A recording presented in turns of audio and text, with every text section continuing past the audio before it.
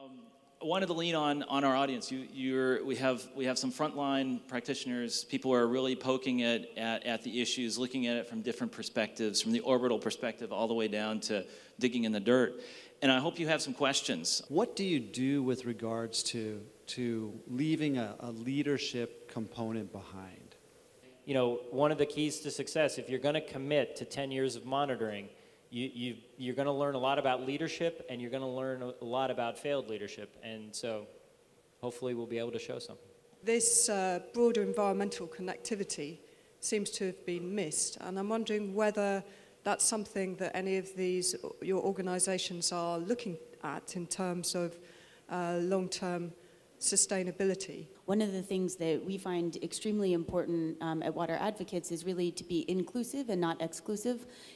We can't solve any of the issues without including all of the sectors. My favorite two indicators are actually quantity and quality, because what they do is they show the environmental impact. And so one of the things that's been really great is I think you saw in the video, they're ITT volunteers. One of the things that they do is they go into the field to monitor the work, and the best indicator that they keep coming up with is that quantity is down. So there's rationing, there's times in the season. We always monitor at the end of the dry season, so when water's under greatest stress. And they've come back and said, you know, you've got quantity problems. And so what it's done is it's forced us to, last year we started something called an IWRM fellowship. We have somebody who's doing integrated water resource management. We originally started it as a kind of, let's see if we can get our heads around this and figure out what it means. It's now turned into, we just came back from a country director meeting in Guatemala, and all the country programs want to know how to apply it. It's shifting our focus from isolated districts, which is a cornerstone of our work, to basins. And so if we're going to say, so ITT is sitting here saying they're going to get 1 million people, which is great. We're going to work with ITT to show that those 1 million people still have water in 10 years, and it's going to have to be driven by environmental issues, because if the water dries up, then we didn't do a good job. Well, whether we like it or not, the future is urban. That's undeniable.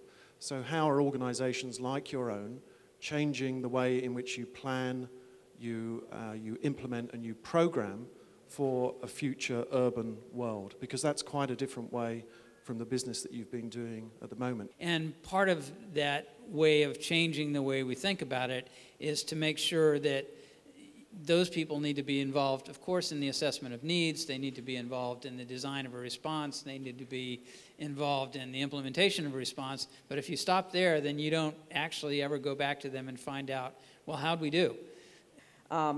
We love to talk at ITT about getting closer to a solution on these issues. And we know those solutions are not easy. The scope of the issue is huge. There's a lot of different kinds of solutions and ways to approach the problem. And I thank the panel for helping us all to expand our thinking, and to all of you. And as Carl mentioned, one of the things we do at ITT is we have a matching gift program. When our employees contribute $1, we contribute $1 on their behalf, and those dollars go to the Watermark program and to our partners.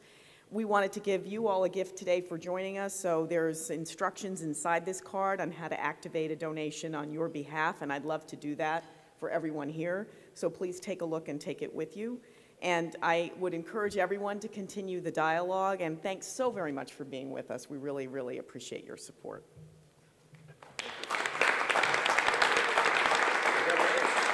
Because water is more than business. Water is life. And ITT is turning it on. Join us.